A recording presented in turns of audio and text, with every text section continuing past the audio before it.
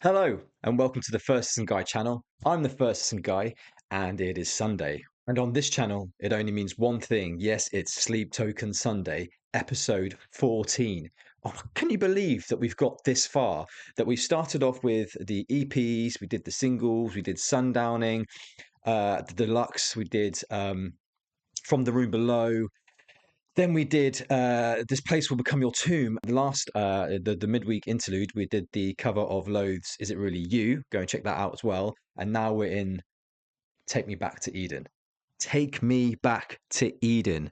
Okay, so let's talk about the album title to begin with, because I think it's a good place to start, and where we left off with This Place Will Become Your Tomb. So Missing Limbs, I will be replaying that very end bit for us before we go into Take Me Back to Eden and Chokehold, because lots of you in the comments have been saying you need to listen to that sound at the end of Missing Limbs before we carry on. There's some similarities there, so we will do, don't worry. But Take Me Back to Eden, straight off the bat here, one thing I'm getting is it is reflective, right? Whereas This Place Will Become Your Tomb was more something is going to happen in the future. It's a journey. And when you get there, there will be a transformation, is what we kind of discovered, right? And the transformation was him actually losing a part of himself, the ego dissolving away, being laid bare. So, in order for the integration of the anema projection and the unconscious to start to integrate into the authentic self to become whole. So, Take Me Back to Eden, if it's reflective, then I don't know where this is going to fit right now, because you would think that it would be more of him carrying on the journey of integration and moving forward. But if this is going to be reflective, and I know with Carl Jung, in order to integrate the unconscious and the anema projection, you actually have to go back into your past to really truly see what it is, what it was, and what it all meant, right? And I was thinking about, again, going back to, I don't know if you haven't had therapy before, then you might not be able to relate too much. But when you go to therapy, there are, it's an open space where you can be yourself and you can, without any kind of judgment, right? It's a safe space for you to unload. But when you talk, you don't necessarily talk in sequences, right? There is no clear pathway. It's not in order. You could be talking about one thing and then you could turn around and say, oh, actually, that reminds you of that thing. Oh, and then that thing. And oh my God, that actually happened. When I was in that moment, that wasn't what I thought it was or how I felt. But now looking back, my perspective has changed. So, is this going to be some kind of therapy session and reflective, I guess, perspective for our dear boy Vessel? I don't know, but I'm really interested to see. But the first thing, as soon as Take Me Back to Eden, it is take me back to, and Eden, let's talk about Eden. So, the story of Adam and Eve in the Garden of Eden is the foundational creation narrative found in Genesis, right? God formed Adam from the dust, created Eve from his side, I think it was his rib, and placed them in a paradise with one rule: do not eat from the tree of the knowledge of good and evil. And then, tricked by a serpent, they ate the fruit. Well, I think it was Eve that ate the fruit and then gave it to Adam. And then obviously they felt shame, guilt, and all of those kind of emotions. So, if we take Eden like that, for example, then Take Me Back to Eden. Is Eden symbolism for purity, for peace, for tranquility, for freedom? I don't know, but before Eve and Adam took a bite from the apple, Eden was this safe place, this creation of bliss. And is that where he wants to go back to? I don't know, but I'm going to stop babbling on now. Let's get into it. And I'm going to start off with the end of Missing Limbs. So, as you know, this isn't a first listen for Missing Limbs because I've heard it. And lots of you are saying that this kind of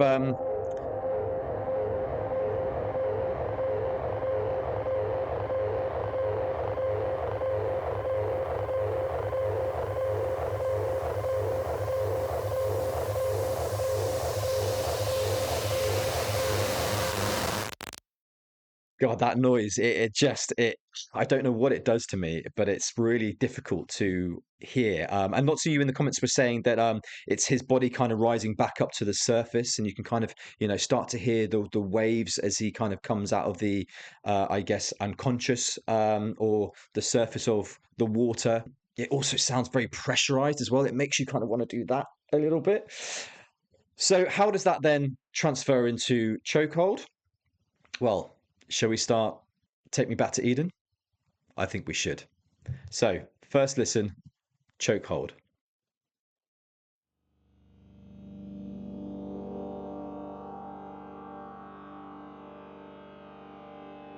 Okay.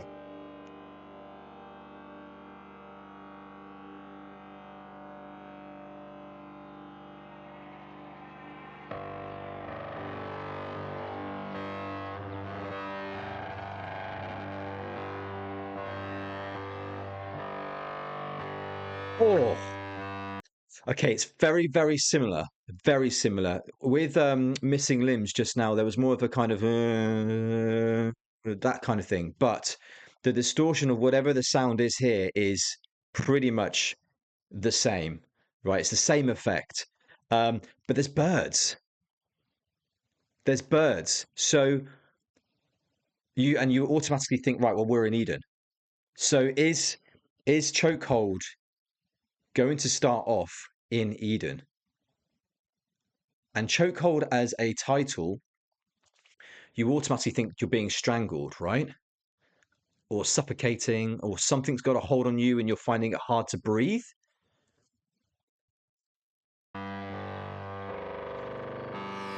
Yes. Oh, hello, vessel. It was no accident.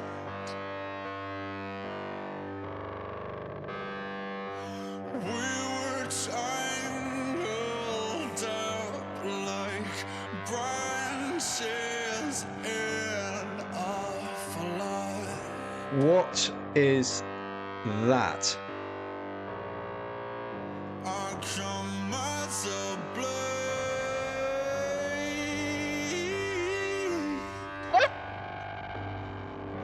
a sacred guardian. Oh man, straight from the get-go, he's giving it to us, isn't he? Oh wow, that little riff he did in with his voice there into falsetto. Nah, what is this? It's got some kind of axe and then some spikes coming out of its head, and it's rising up from behind the landscape there, covering what I'm assuming is the sun, or it could be the moon actually. Right, wow, okay. As always, I've got lyrics here. Let's just go back a bit.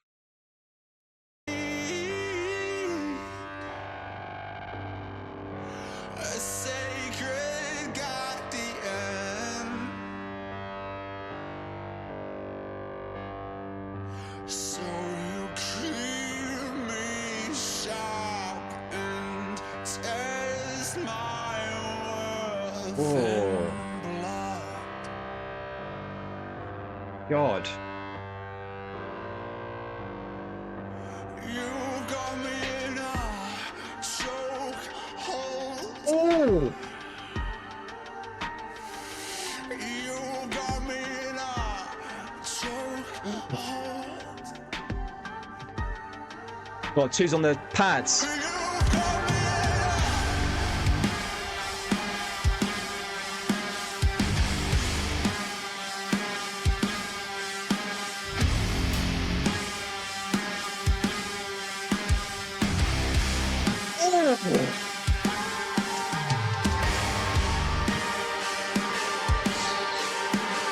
Oh, Vessel's voice as well in the background there, wailing. A twos on that China again. Okay. We're kind of. I was there. Oh yeah, twos on the pads, and then bang, it comes back onto the drum kit. Oh, and he's got the China back. I don't think I said that word once throughout the whole of This Place Will Become Your Tomb. I said it a lot during Sundowning, and it's back. Um, Oh, and that guitar. Down, down, down. Wow. And then this thing, I mean, it's dripping some black liquid. And that's coming, is that a face as well? The black liquid coming out of the eyes? It looks like some kind of beetle. I don't know, guys. You got to let me know in the comments. I have no idea what that is about, and yeah, maybe I need to do a deep dive on this thing as well. God, the layers. Right, let's just go back to the lyrics here. So it starts off with "When we were made." When we were made. So he's not talking about, he's not saying when we met, although I think that is probably what he's hinting at here.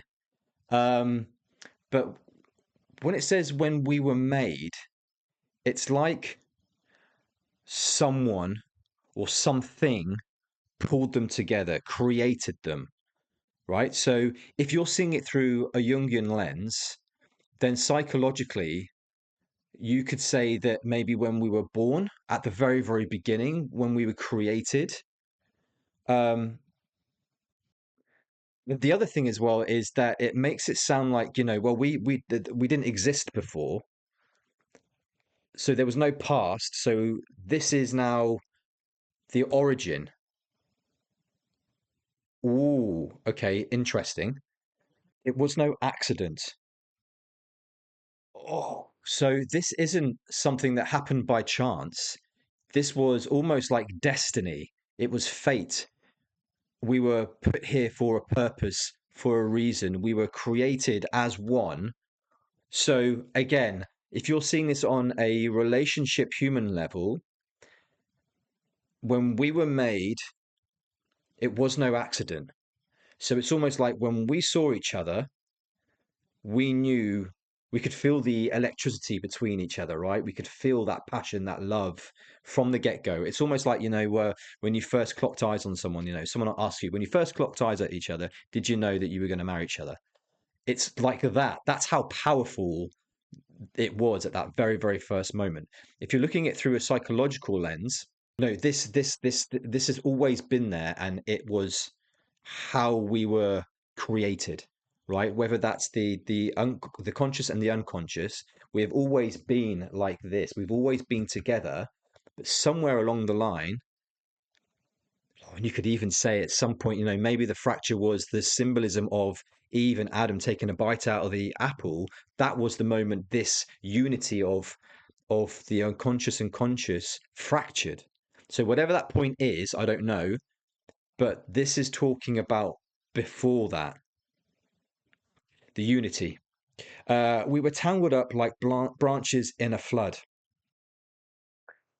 And again, there's another reference to water, but it's a river. And with rivers, unlike oceans, rivers have a direction, right? There is a specific current, a specific flow, right? In oceans, they have flows and currents, but they're like swirling all over the place. With a river, there is a clear direction, a clear pathway, and branches. When you put a branches fall in, they don't have any control over this, right? So like branches, they were tangled like branches in a flood as well. So they crashed together, and they've now tangled, and they are both going in the same direction here. So again, how beautiful is that as an image, as two people coming together, destined for each other, tangling like branches in a flood, both moving with each other towards something. Is that love, a relationship? Um, I don't know. But again, it's a beautiful sort of symbolization there of that. I come as a blade. So blades, they cut through, they cut deep, they slice. Again, quite a surgical reference as well. So they can open up wounds or create wounds. So I come as a blade, but as a blade, that is someone that is, either ready for action or armed. So is there a wariness to this just in case? Or he's definitely not coming across as a victim. He's not saying, "Oh, I'm an open wound," or "I'm armorless," or "I'm weaponless." No, I'm ready. Um, A sacred guardian. So you keep me sharp and test my worth in blood. So guardian is a protector, right? Someone that protects something. So I come as a blade, a sacred guardian. So is he saying that to the other person that I'm here to protect you? Or is he saying that I am armed and I'm protecting myself just in case? I don't know. There's a lot of layers to these things, as you know. Um, and the thing is as well, so you keep me sharp and test my worth in blood. I mean, it's all very mythological, isn't it? All this kind of symbolism that he's using here. It's not literal. It's not grounded. Again, he's gone back to a little bit like Sundowning. It was all very sort of mythological, wasn't it? Um, whereas a lot of the songs in This Place Will Become Your Tomb, although there was still a lot of symbolization being used, it was more sort of literal, wasn't it? Um, so you keep me sharp and test my worth in blood. It's almost like you keep me on my toes, um, and you're testing how far I'm willing to go with this this relationship. It's almost it's quite ritualistic in a sense that it's almost like an initiation, right? I'm going to test you from the get-go to see how much you are invested in this or in me, and whether again that is in the person. That's what I'm getting from this song so far. This is more about the relationship more than psychological, I feel, which is interesting because, oh my God, something just hit me. So take me back to Eden. The sounds of the birds. We're in Eden. Is he going back to the very start of this relationship, of the origins of meeting this person and how it made him feel? And you could also say the added layer to that from a psychological standpoint is this the start of the anema projection of how he projected onto this person in the first place and how it made him feel? Are we literally going back in time in his memory? But because this is a memory, is he seeing this in a different perspective now? So, oh my God, let's see how this transpires. There's so much to this. Right, we're about to go into the chorus. You've got me in a chokehold. Let's just bring it back because I want to hear this a little bit more. Wailing.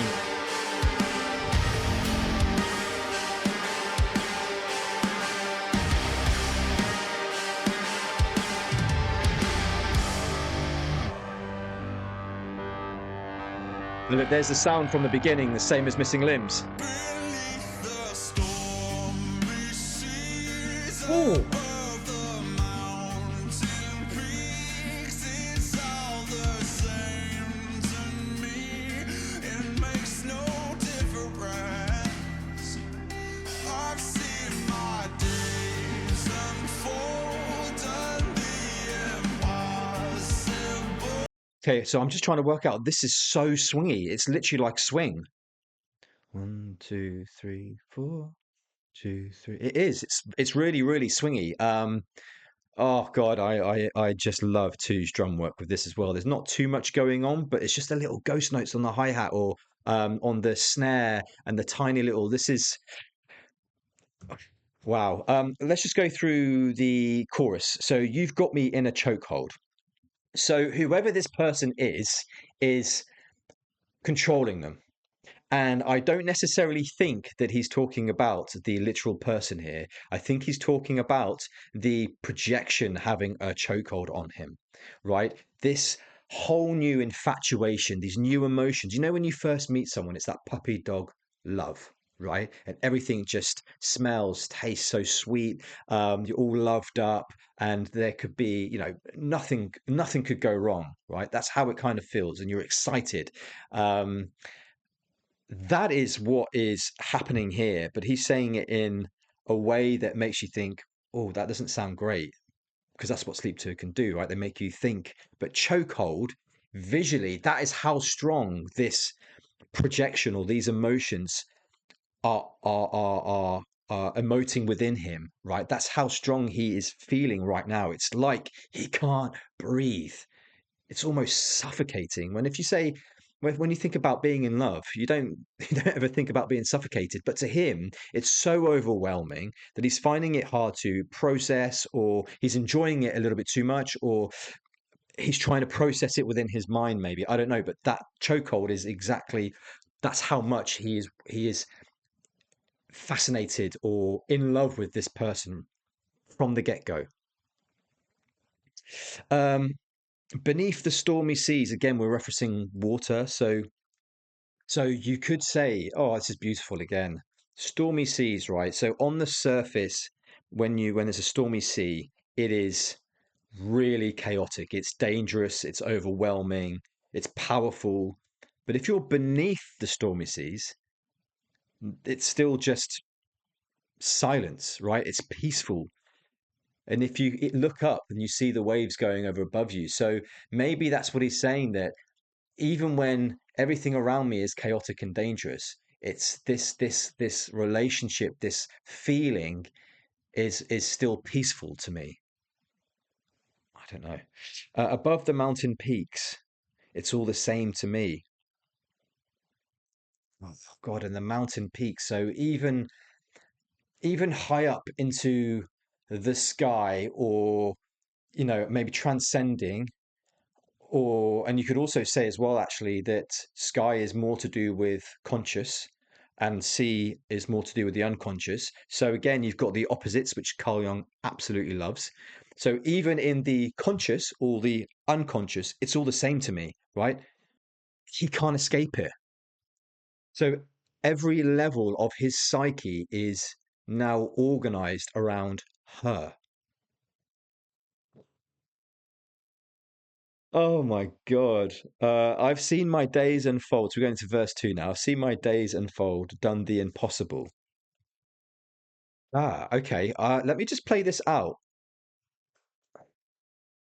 Just listen. Above the mountain peaks, it's all the same to me. It makes no difference.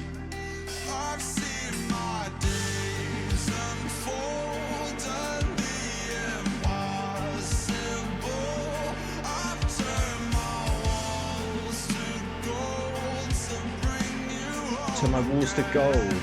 Oh, So show me that which I cannot see, even if it hurts me, even if I can you still hear in the background that "eow, eow"? It's still going on in the background really, really quietly. Um, there's been a change of perspective, because now this sounds more reflective than what it was. At the beginning, he was talking, you've got me. It was more present day. You've got me in a chokehold.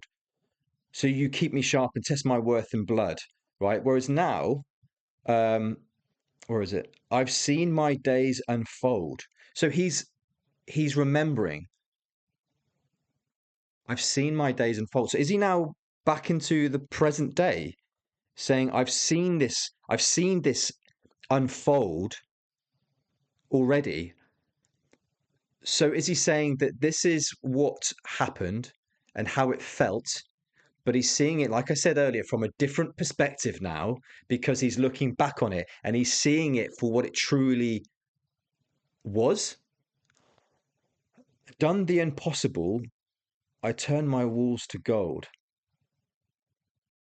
Oh, so I've done the impossible, I have turned my walls to gold. So he's saying that in his mind, if you go back to, even the last album, what he thought was impossible was being able to get over this relationship and this person, right?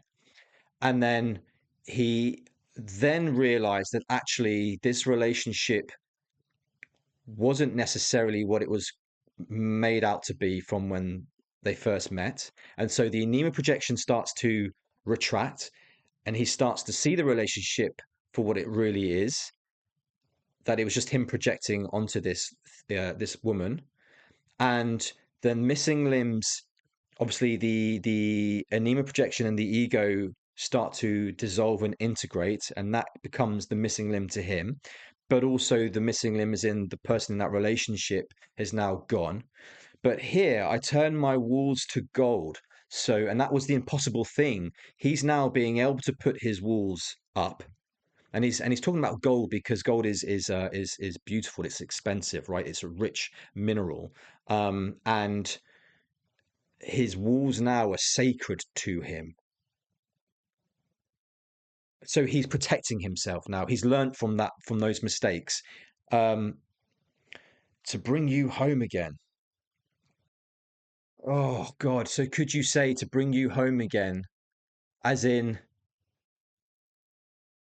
I turn my done the impossible. I've turned my walls to gold to bring you home again. And you, from my interpretation of that, is not the other person. You, as in the psyche, the unconscious, or the conscious, either way. But he's bringing them back inside him. That is literally him saying, I'm starting to integrate. I've done all this. I've learned from my mistakes. I've built up these walls. I'm protecting myself. I've learned from those mistakes, and I'm bringing everything within now. And it used to be, um, everything was always sort of projected onto someone else, and it was only in take me back. No, this place will come your tomb that he started to look more introspectively, right? So show me that which I cannot see. Oh God. So again, he knows that there's something out there that he needs in order to become himself, his authentic self, whole again. He doesn't know what it is, but he's asking for guidance. And I don't think he's ever asked for guidance before. I don't think. And he's saying, even if it hurts me, even if I can't sleep. So he's saying, even if this is going to be traumatic and cause me pain, emotionally, mentally, physically, he's willing to go through this now. And that's what I was saying at the beginning. You have to go through pain in order to grow. So he's saying, even if it hurts me, even if this growth hurts me, even if I can't sleep, which is really interesting because, it's always been about sleep, right? It's always been about the unconscious. But now he's saying, even if I can't do that, I'm still willing to go on this path now, awake, conscious. And that is the first real big sign of him willing to become whole, because he's doing it, he's starting to do it consciously. And that is the first stage of self-integration. Though we act out our holy duty to be constantly awake. Oh God, what a lyric. That's really, really interesting. Though we act out our holy duty to be constantly awake. So he's saying holy duty to be constantly awake. So he's now bound to being awake. It's his holy duty. So it is something now that he is saying is sacred to him. He has to do this consciously in order to grow. And he is now conscious to the goings on of what happened previously in this relationship. Show me the way. Oh, so again, he has no idea, right, where he's going or what's going to happen. He's simply just asking for guidance, and that's all it is. And he doesn't know where he's going to be guided to. And that is such a scary, scary thing. Walking into a pitch black room with no lights, not knowing what's in there. Can you imagine? Wow. But he's strong enough now to do it. That's the thing. So let's see. Let's just go back a little bit. which I cannot see, even if it hurts me, even if I can't sleep. Oh, and knowing act out of a holy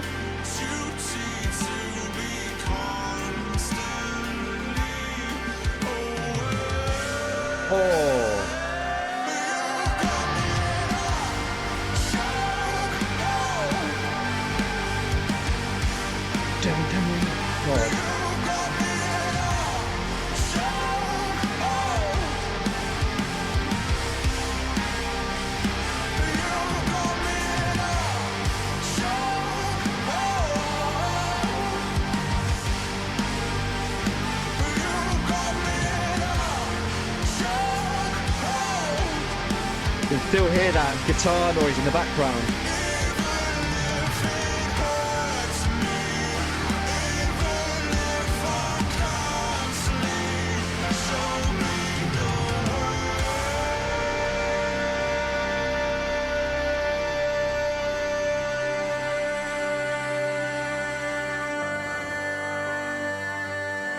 Oh,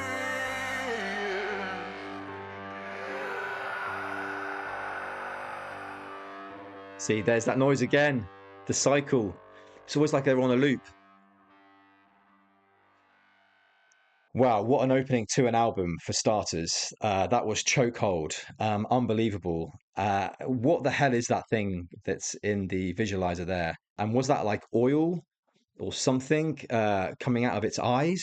Wow. I mean, unbelievable. Yeah, so chokehold, something is controlling him, or his emotions of for this other person. That's how he feels when he is with or in this relationship, and the emotions, it is just so overwhelming. There's also an argument to say that I think in the moment, Vessel is asking for whatever it is to show him the way to her. But from a psychological standpoint, what's really interesting is actually he's asking, show me the way to him. He just doesn't realize that yet. So could this be the kind of journey that we're going on now? I don't know, but let's do the summoning. Well, we've all been here, but I haven't broken it down yet lyrically, so I'm really intrigued to see how this all goes. So the summoning, what is, if you're summoning something, you're calling something, right, into existence, or summoning it up from somewhere or someplace. But whatever it is, it's like it's a calling, right? So let's see how that transpires. Oh, I'm excited to hear this again.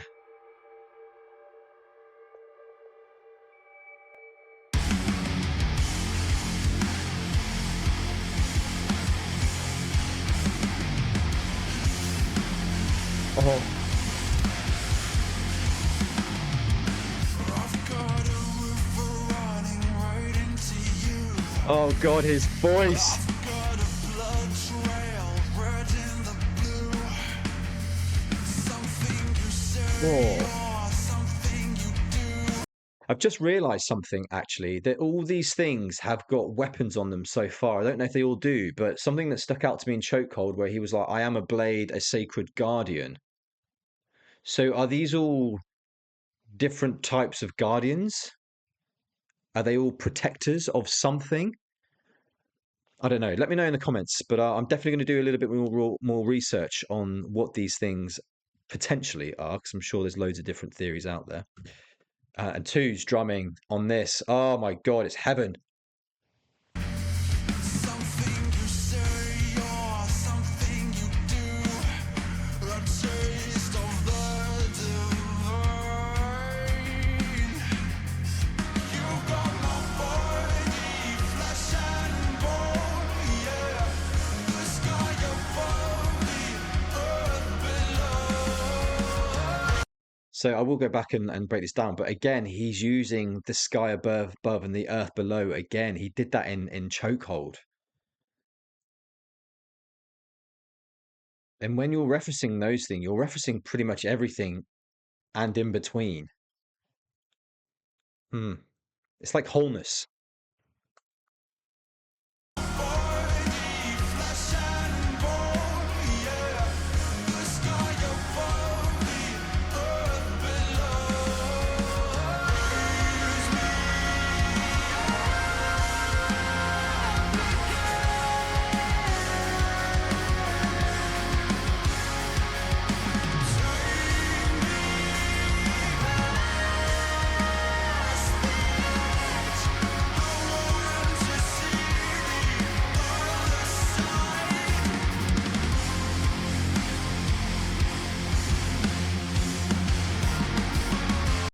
This song literally throws you around. It's just going from one ear to the other. You're going from side to side, like up and down. Oh, wow. Right, let's just go through these this first verse here.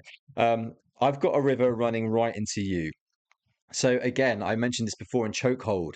A river is very, very different to um, an ocean because it's got direction, and he is running right into them. So even if he wanted to turn around and escape, you can't because the current's too strong, right? So he has no choice. He is falling head over heels for this person.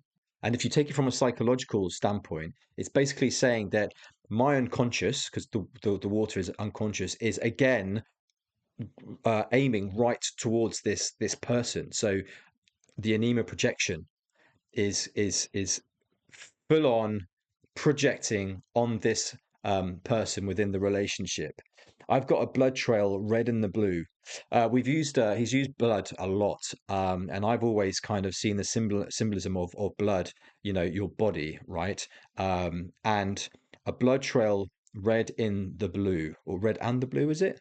Red in the blue. So blue being the water, the river, and a blood trail.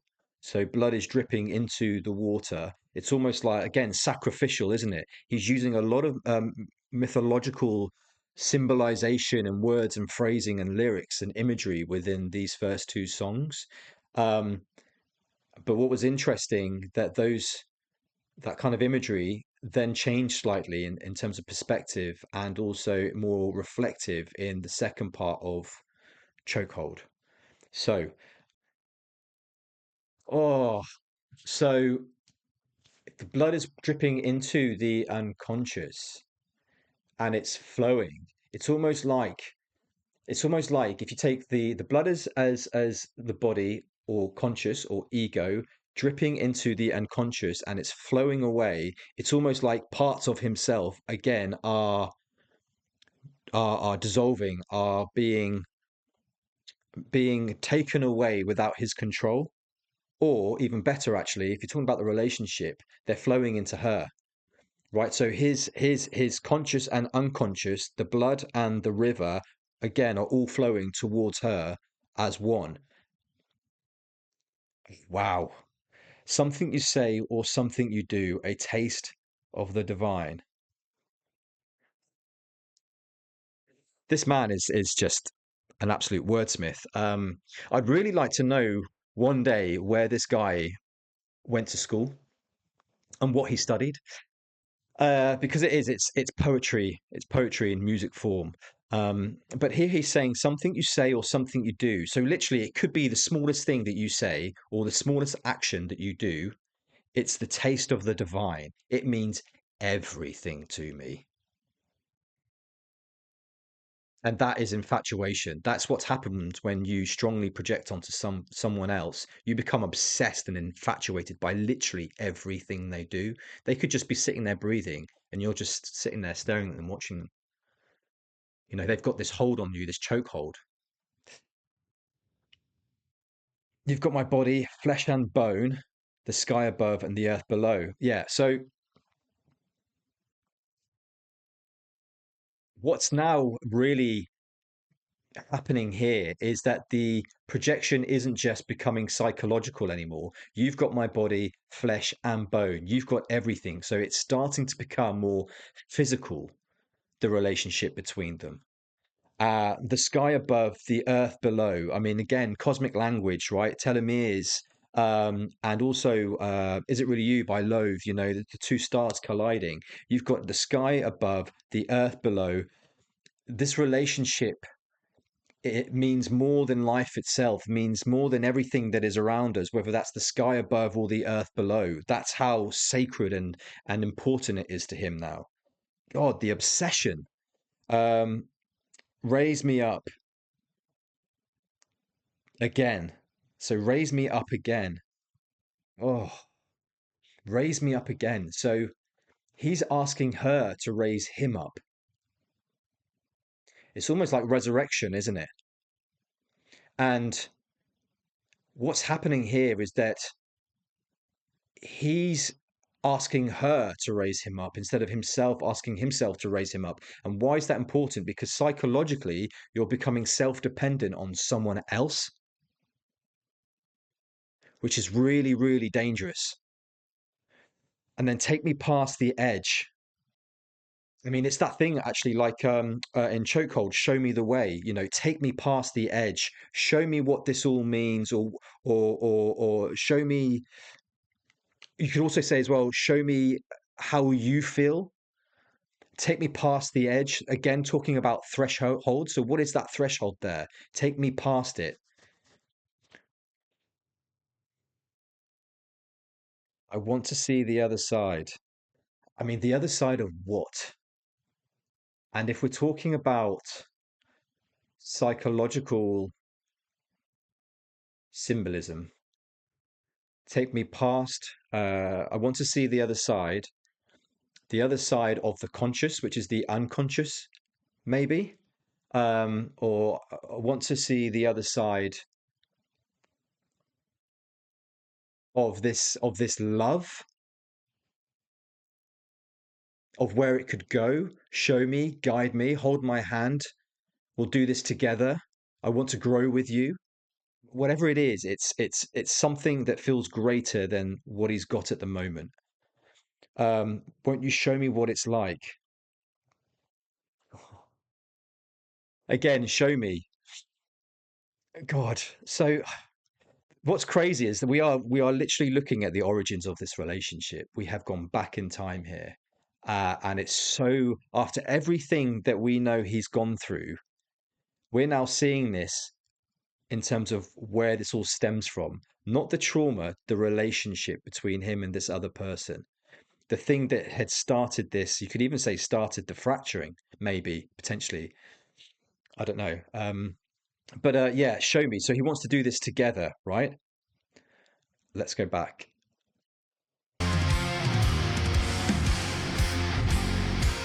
God, we're only a minute and a half in.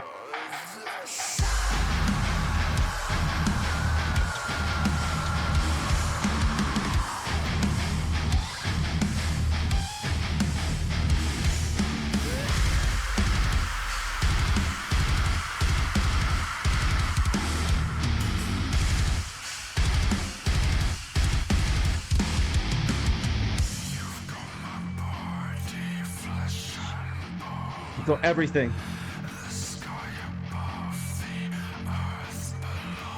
It's all yours.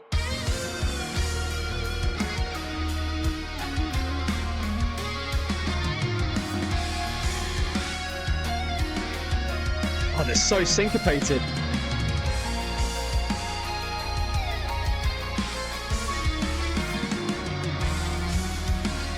It's another guitar solo as well. Second one, I think.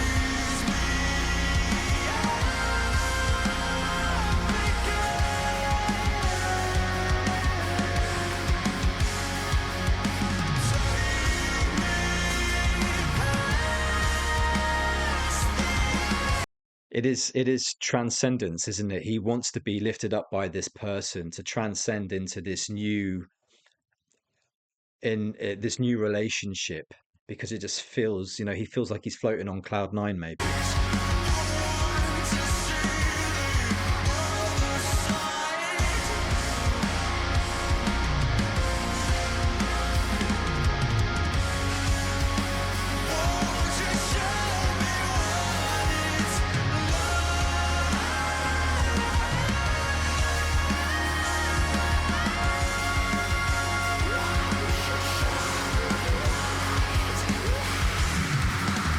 I mean, that's desperation. That sounds like desperation in that scream. Please, he's pleading with her. Show me. It's like begging.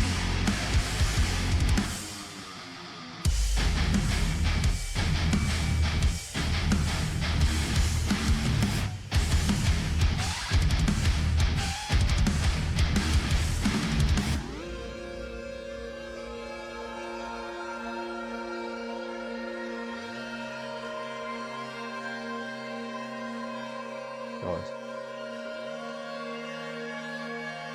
Oh yeah, here come the lasers.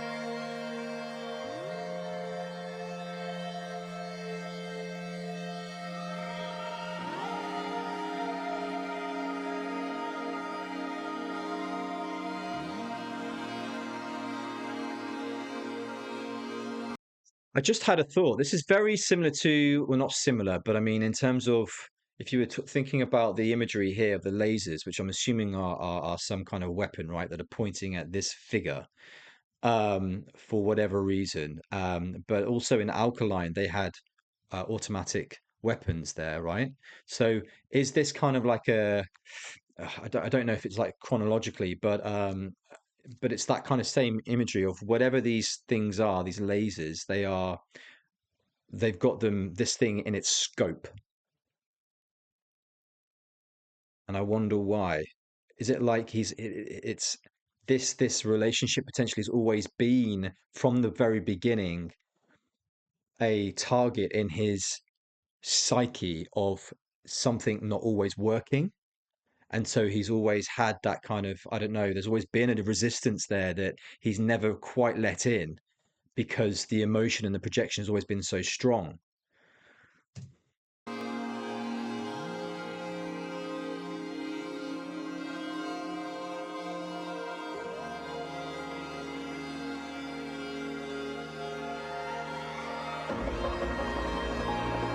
I also need to watch a live version of this to see Two doing his solo. Maybe a midweek interlude.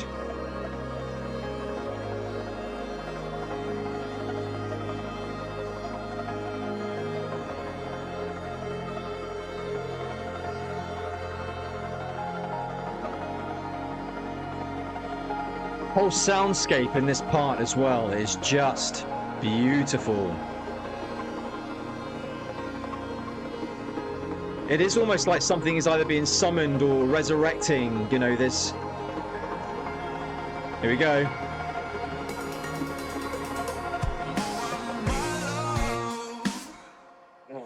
Did I mistake you for a sign from God?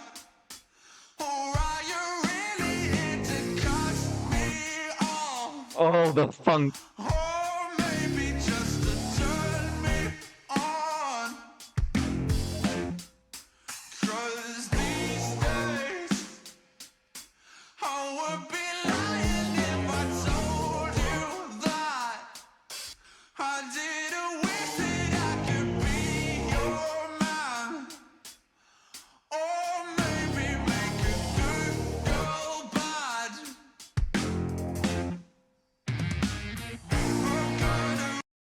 Right, before we go into that bit there, let's just go. So, oh, my love, did I mistake you for a sign from God?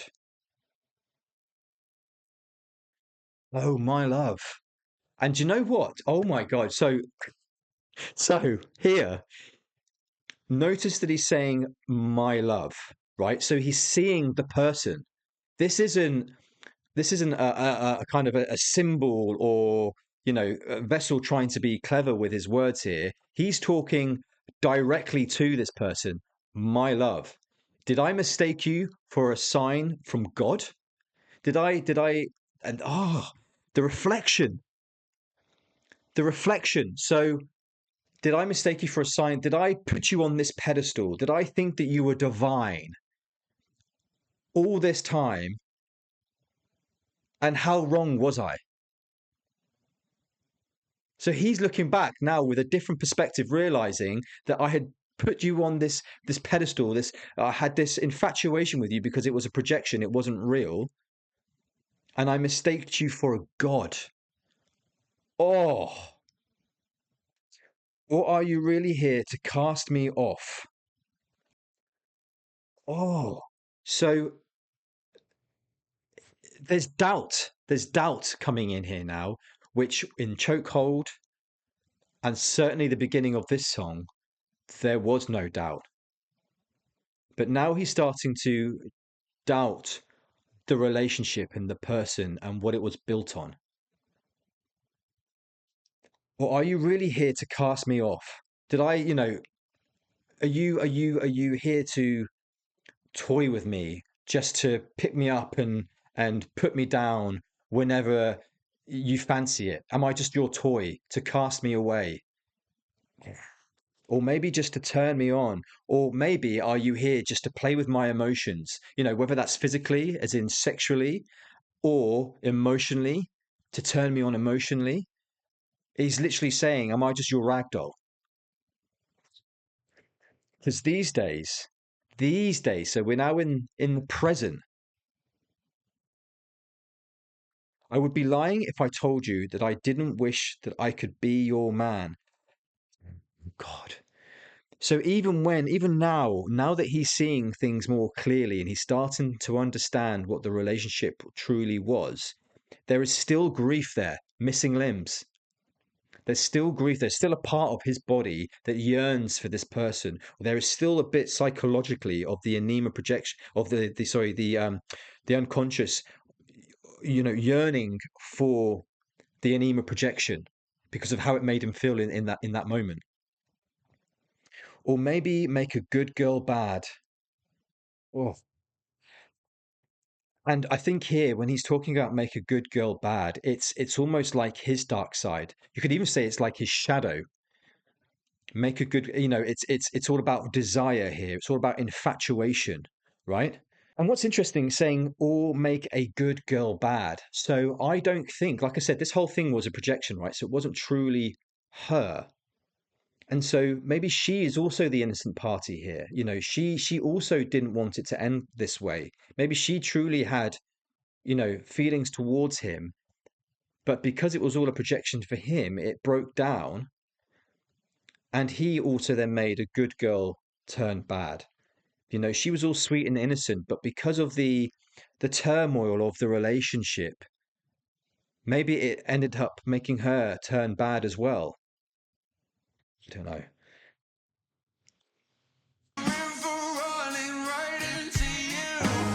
And then we go back to the memory, but with a slightly different perspective, maybe.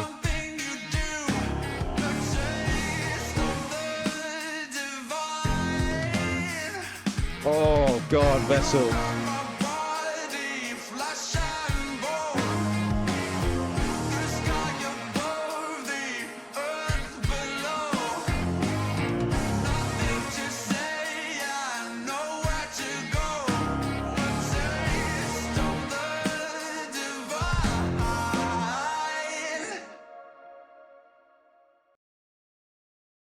Oh, wow, wow, wow. That song is an absolute masterpiece. Every time I hear it, just from start to finish, the soundscape, the difference in the start, in terms of melody, instrumental, and yet you've got the lyrics that are mirroring each other.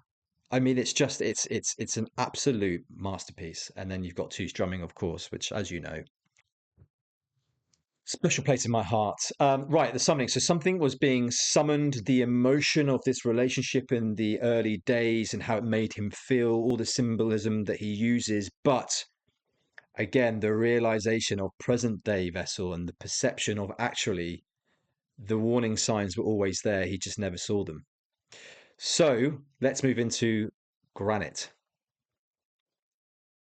All right, first listen, Granite.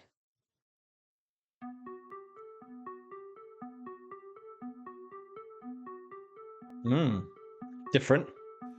Sulfur on your breath, Ooh. granite in my chest. You will never have to talk about it. You'll never want to talk about it. Fury, true damn late. Oh. Reason dislocates, and you'll never have to talk. There's another figure there, and he's got another axe or two axes. I mean, this person is not messing around, and he's got a massive box-shaped head. They've got to be something to do with being a guardian or a protector or something like that, right? Oh, it's really bugging me that I don't know. Anyway, this is straight off the bat is already very, very different in terms of the instruments and the sounds to this. And again, the kind of drum pads, electronic, like the claps.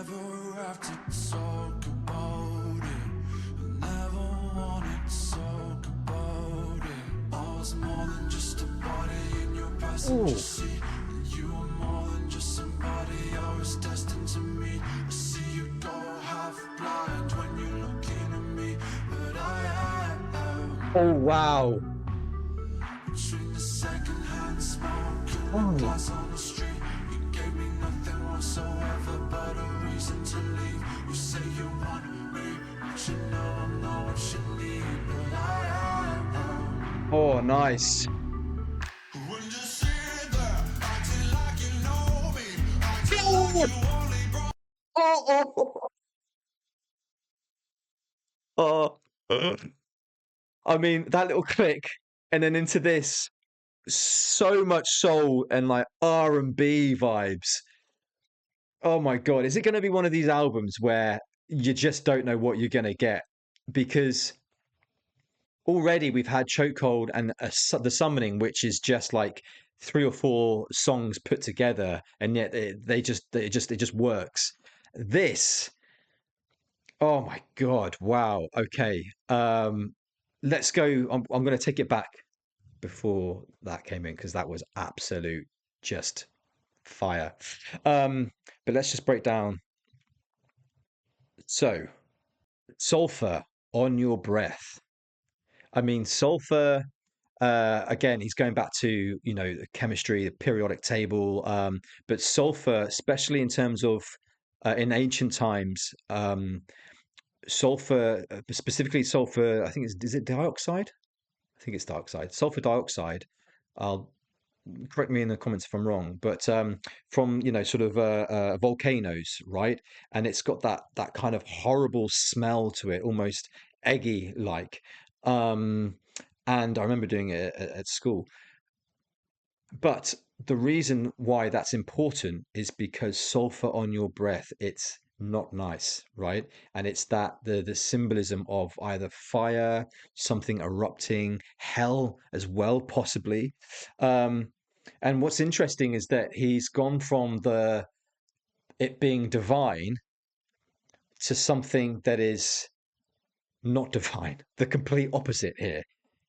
And if it's on her breath, is he then saying when this person talks, when she talks, it's rotten, it's horrible, it's like hell coming out of her mouth.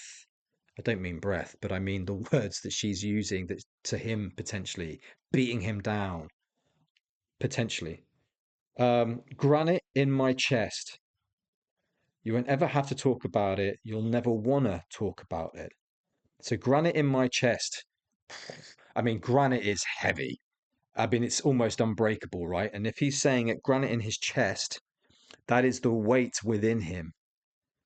His heart potentially is like granite in his chest. It's solid. It doesn't beat anymore. Potentially, it's heavy. It's weighing him down. You won't ever want to talk about it. And another thing, sorry, that's just come to my mind as well. Granite in my chest. If you think about calcification, something that has gone solid over years and years and years of being worn down or worn away, you could also say that that's what's happening here. His heart has been broken or hurt or worn down for such a long time that it's just hardened. And again, that is a defense mechanism as well that he's learned from his experience to build these walls that have been made of gold now. They are strong. You won't ever have to talk about it. You'll never want to talk about it. So I think here he's recognizing the avoidance of what happened in the past, whether that was himself or within the relationship. Oh God, what song was it now that there was something about avoidance? I can't remember. I can't remember, but it's definitely been brought up a few times where he's almost just put it to one side or avoided it, pretended that it's never happened or it was never there because that's the easier thing to do. And here he's recollecting that that was what was happening. He's reflecting on it, that it was all denial. Fury, too damn late. Reason dislocates. Oh, so Fury, he's angry, but it's too late because in the moment he didn't see the warning signs, the dark signs potentially, which happened all the way in Sundowning. It was always there from the beginning, like we saw in Chokehold and the Summoning. The warning signs have always been there, and now he's angry with himself that he didn't see it. It's too late. Reason dislocates. Oh, God. So when you're so in love with someone, or if you're heavily projecting onto someone, reasoning goes out the window, rationality goes out the window, and infatuation or love is what you think of it back then takes over. So you never, you like I said, you avoid all of the dark warning signs, right? And reason just goes out the window. You can't reason with your own thoughts or your actions or the other person's as well. There's no rationality there. I was more than just a body in your passenger seat. Oh, this kills me because he's saying that he was never the driver of this relationship, right? But he was more than just a passive passenger in this relationship. You know, he is human. He has emotions too, and yet the way that he felt treated was like just a body. And you were more than just somebody I was destined to meet. So again, it goes back to Chokehold, where they were. It was all. They were all. It was all destiny. This coming together. It's like again in the summoning, branches tangled in a flood in the river. Um, it was all heading towards her, and this is what he's saying here. And we were more than, and you were more than just somebody I was destined to meet.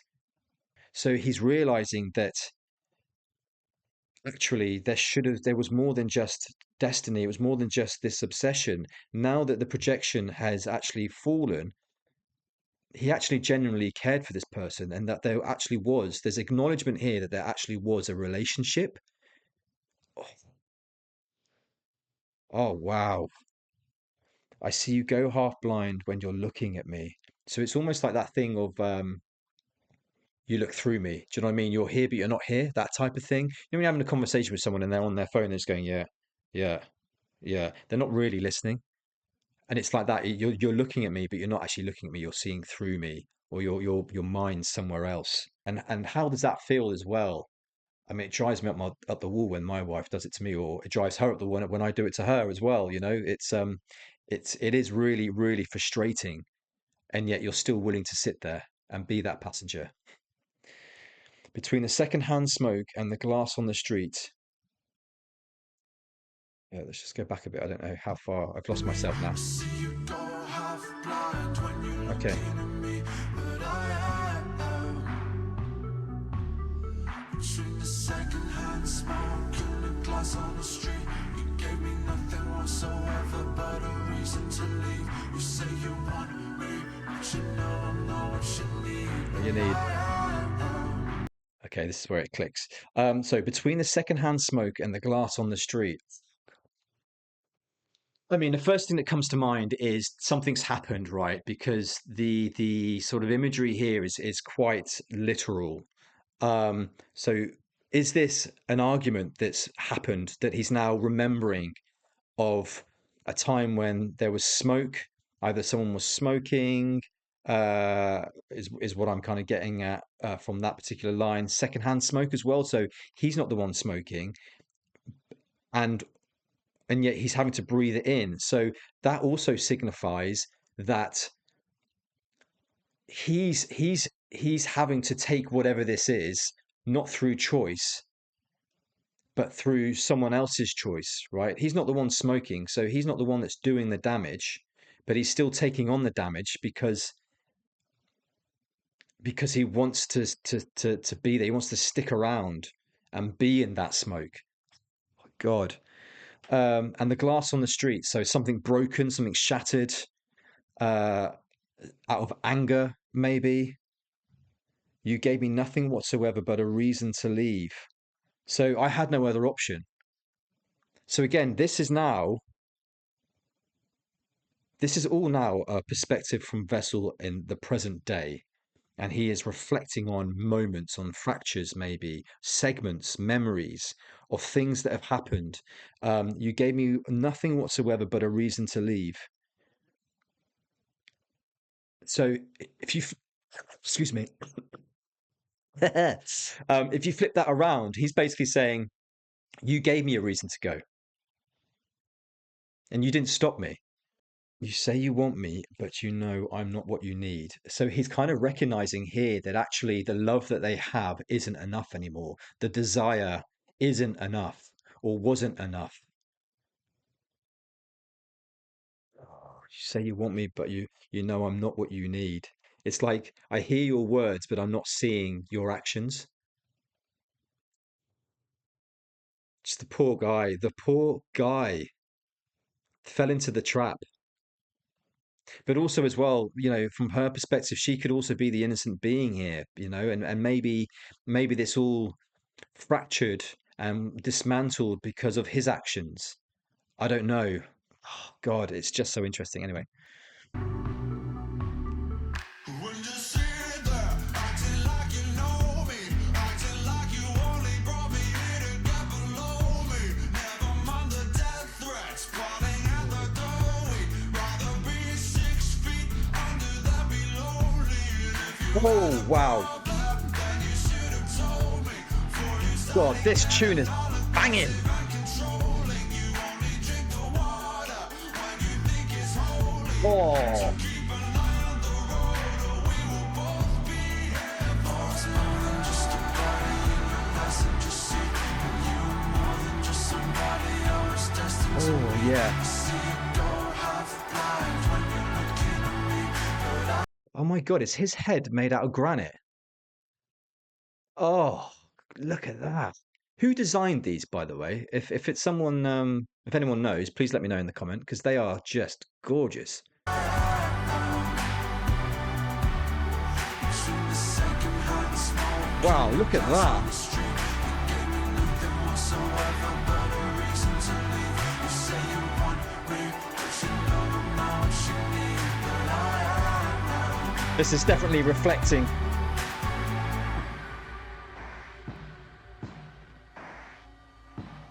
Oh, where are we going now? The suspense.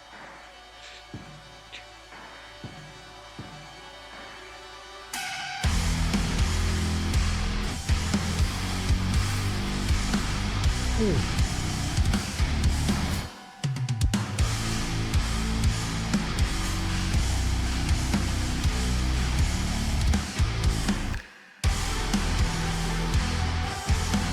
Oh my God, sorry, while I'm jamming out here, something's just come to my mind. So each one of these, actually, I don't know in the summoning, was there any kind of like black, it looks like oil or even tar, something like that. But it's coming from within out. And I can't help but feel like what we see at the beginning of these is really shiny, right? It's all new. But as the song progresses, they turn into this thick, black, liquidy, sticky substance. Is this the kind of barrier and the walls that he is putting up to protect himself? So he said, I am a blade, I am a sacred guardian, right? That's how he kind of described himself at the beginning. And all of these they look like guardians. But he's saying that he did the impossible to put up his walls and turn them into gold. So is this him now putting up his walls, protecting himself? Is that what this kind of imagery is symbolizing here? I don't know. Let me know in the comments, but it's just, yeah, really, really interesting.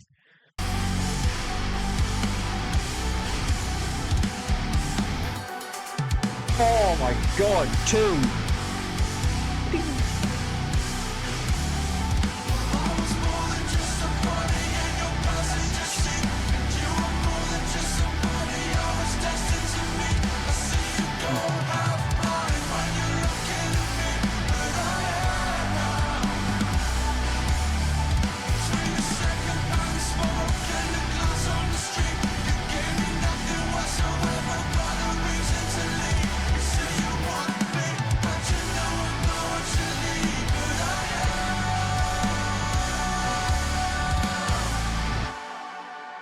Oh, yeah. That is an absolute banger. Absolute banger. Don't worry, I'm going to come back and just break down the those lyrics towards the end there. So when you sit there acting like you know me, so he's saying when you sit there acting like you know me, so you're pretending that you're listening, you're pretending that you know me, but you really don't. So is that the other person, or the projection of the anema that he's putting onto this person is acting? It's a persona, it's a facade, it's not really real, and it's acting like it knows him. And this is him seeing through that, acting like you only brought me here to get below me. And you could almost say that's like, when someone says, "Oh, it's getting under my skin," or "You're getting under my skin." It could be sort of, a reference to that, maybe, acting like you brought me here to get below me, acting like you are willingly and knowingly manipulating me, right? Um, and it goes back to Jaws. I always hark on with this lyric for something. It always sticks in my mind, like prey left unattended, right? It's like he's been dropped into this situation and left there to be played with. And what I'm trying to understand is, because if he's projecting the anema onto someone else, and if he's the prey left unattended, then the anema projection is playing with him, it's toying with him, and he's realizing now that this was never real. Or is she the person that's like prey left unattended? And he's playing and toying with her because actually the anema projection isn't true, right? But a lot of this stuff is referencing himself, so that's why I'm thinking it's more him being played and toyed with. But it's just interesting. Never mind the death threats. God, I mean, death. That is a strong death threats. I mean, you could take that literally, right? Which means never mind the death threats of, and it also doesn't say who who he's insinuating here. So it could be either him giving the death threats or her giving the death threats. But if you think, when you get really, really heated in an argument, sometimes it can become very passionate as well, and you say things that you don't mean. So are they accusing each other? I'm going to kill you. I'm going to kill you. I can't believe you've done this to me. That type of thing. So he's not saying literal death threats potentially of "I'm going to kill you. Here's a knife in my hand," but it's symbolizing how raw and emotional and passionate these arguments got. The glass smashing on the street, for example. We'd rather be 6 feet under than be lonely. So they'd rather die. They'd rather die than be lonely. So it's almost like they are in this relationship because neither of them can be by themselves.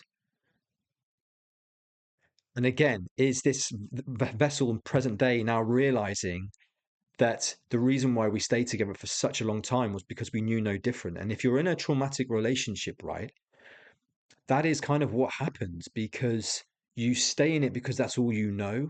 And the loss of that is also too greater.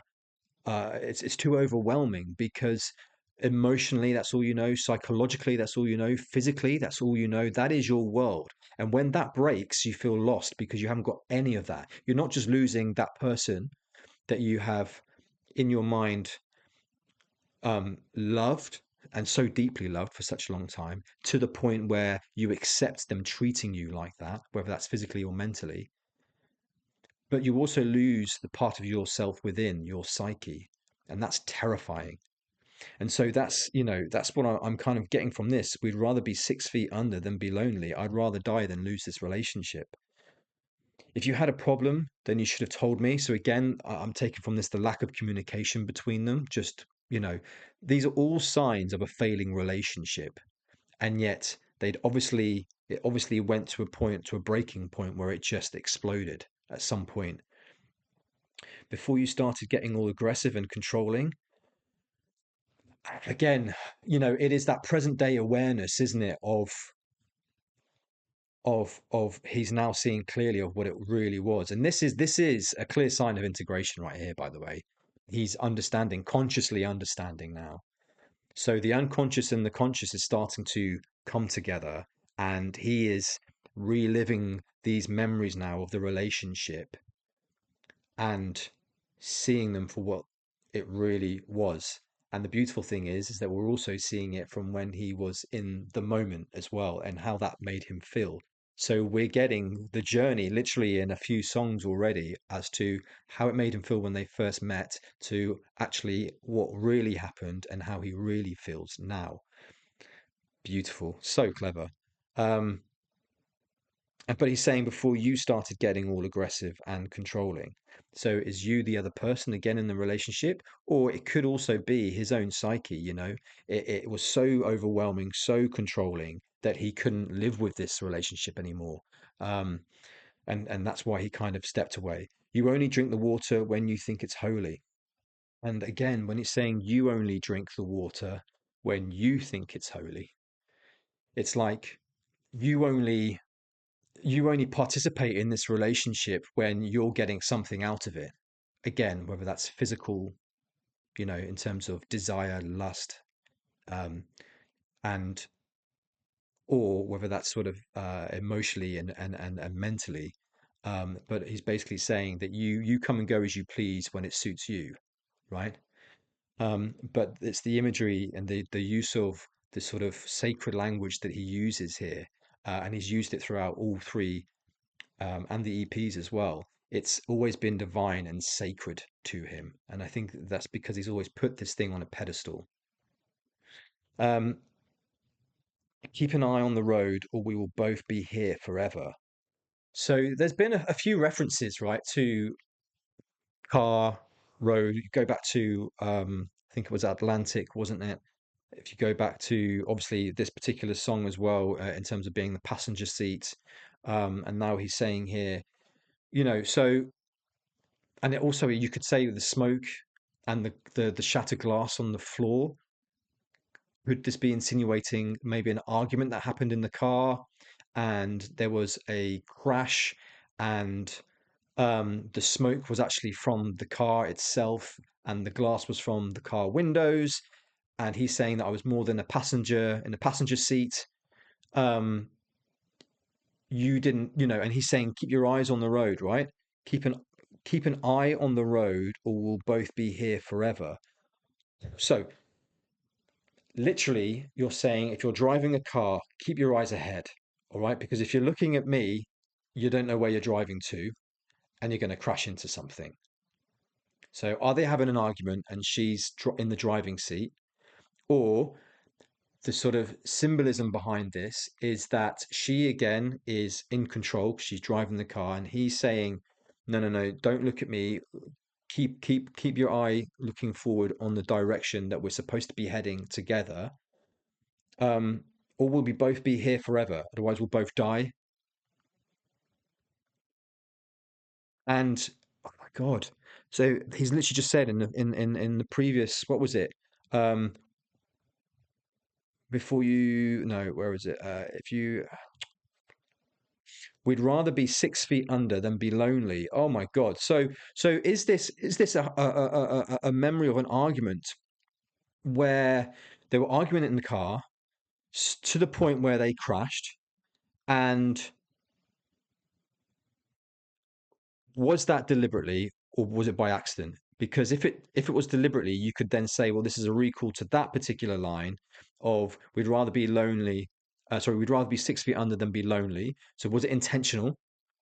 Because one of the persons within that relationship didn't want to leave. Oh my God. Oh my God, I've got so many thoughts going through my mind. Could this be because the whole vessel was the was projecting onto her, and that started to break down? So he then started to actually, he was the one to leave the relationship, but she didn't want to leave the relationship, even though she was toying with him, playing with him, making him feel worthless sometimes, only using him as and when. But he was so in love with her that he was happy to go along for the ride. Then, as the anemia projection starts to break down, he starts to pull away. He starts to put up his walls. She's not happy with that. Things escalate into an argument, causes a crash, and here we are. And then, if you go back to Atlantic, could that be the scene after that crash? Oh my God. And this whole thing is all coming from not only a literal sense of fractured memories. That's why none of this is quite chronological, because it's all memories, right? And it goes back to when I say, when you're in therapy, you talk about one thing and then that leads into another thing, and then your brain remembers another thing, and it's like that. These are all fractured parts, all knitting together somehow, like a spider's web. And I wanted to talk about that because it's all interconnecting, right? Like a spider's web. And who is the spider? Vessel. Vessel is the creator here. He's creating these webs, these memories, and he's letting us into his life, into the trauma that happened. And is this the source of the trauma? Is this what fractured him? And is this why he wants to go back to Eden before all this happened? Because he wants to, or even Eden could be the beginning of that relationship, because he wants to go back to how it felt either with that person, or he could be talking to about meeting a new person and wanting to feel that again, or it could be the Jungian lens, which is wanting to feel like that to be whole again. I don't know, but this is blowing my bloody mind. um, and then it repeats again, and it's all very, very reflective.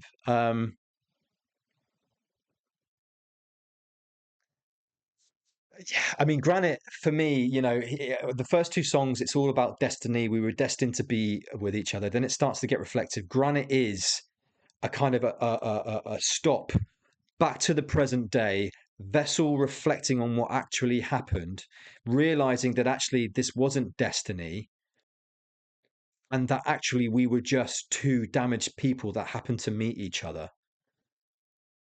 Now, obviously, this is all a summation in terms of the car crash, and it could be taken literally. We don't know. No one knows. But there's a lot of imagery, right?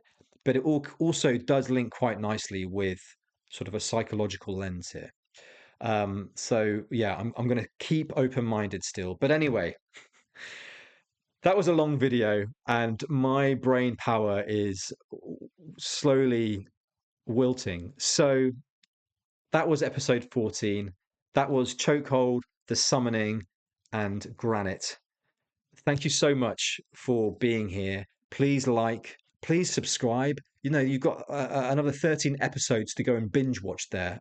But if you want to see more, please subscribe, put the bell notification on, because I think that YouTube is changing the algorithm or something like that, and reactors are really it's gonna hit us hard. So please make sure that you are subscribing and you're putting the bell on. I'm not normally one for pleading, but listen, I want to enjoy this ride with as many people out there as possible. And this really is, this channel is becoming such a safe space for people to unload, be themselves, let those walls and barriers down. And I'm always here and open, whether that is a shoulder to cry on or whatever it might be. But anyway, let's not get too deep about it, but I'm loving it. So I'm the first listen guy. That was my first listen of Chokehold, my second listen of The Summoning. Go and check that episode out. And my first listen of Granite. I'll love you and leave you, and I'll see you next Sunday for Sleep Token Sunday, episode 15. I'll see you then. Welcome to the show. I'm the first listen guy, taking it all in. Let the record play, let the journey